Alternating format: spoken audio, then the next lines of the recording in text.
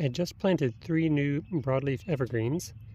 The first one here is Osmanthus delavayi, a species of Osmanthus native to Asia, which should be evergreen and in theory should be cold tolerant for zone 7, but it's a little bit experimental.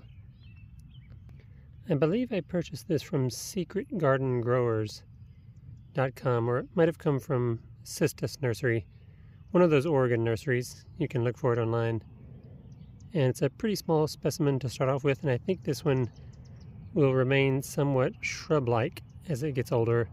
So I have it on right next to the fence here, so it's going to get pretty good sun because nothing's ever going to grow on that east side to block it. So let's see what happens. It's also a little bit protected from north winds and maybe even a little bit protected from winter scorching sun.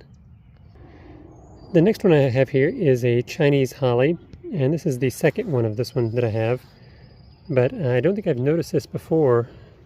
It has pink blooms. This is the cherry ice cultivar of Ilex chinensis, purchased from nerdcar.com. And as you can see, it has a little bit of an unusual growth pattern here. I will eventually remove this left side branch, but I'm leaving it now just so the tree can obtain as much energy as possible from the sun for this growing season. Pretty impressive with the pink flowers. I had not seen that before. And overall it's been a good growing holly so far. It doesn't even look like a holly really. It doesn't have, it has I guess maybe a minor serration on the leaf. Looks more like a laurel or something.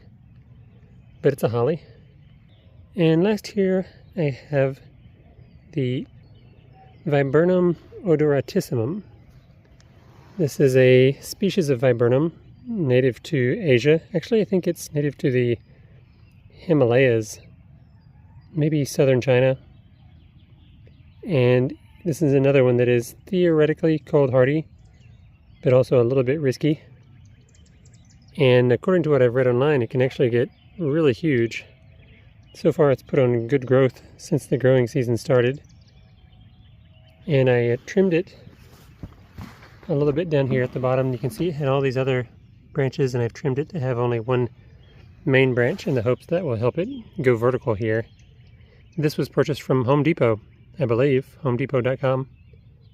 And maybe you can look out there and see if there's a Viburnum odoratissimum if you want one. It does have a little bit of a weird smell when you brush the foliage.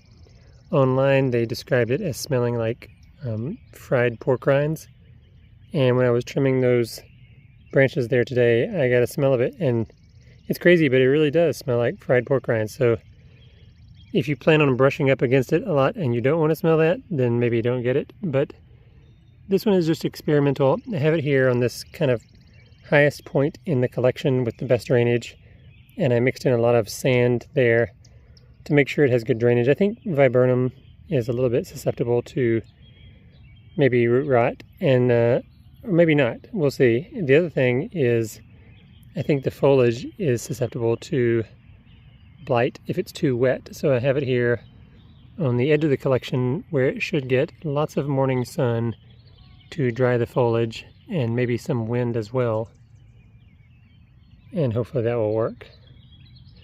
So I'm continuing to add to the broadleaf evergreen collection here. This is a spot, you can see this kind of crater here where I lost a Thuja occidentalis nigra. There's one remaining on this side. And I've excavated the stump there, and I'm kind of refurbishing this whole area here. I've ripped out most of the grass. There's a little bit there that I will get the rest of. And I'm going to put down some rock mulch or other types of mulch, and then refurbish this area here. I've got a lot of yews here. This is one Foster's holly. So I have some more special ones planned to plant in this big area of refurbishment, which I will show in another video.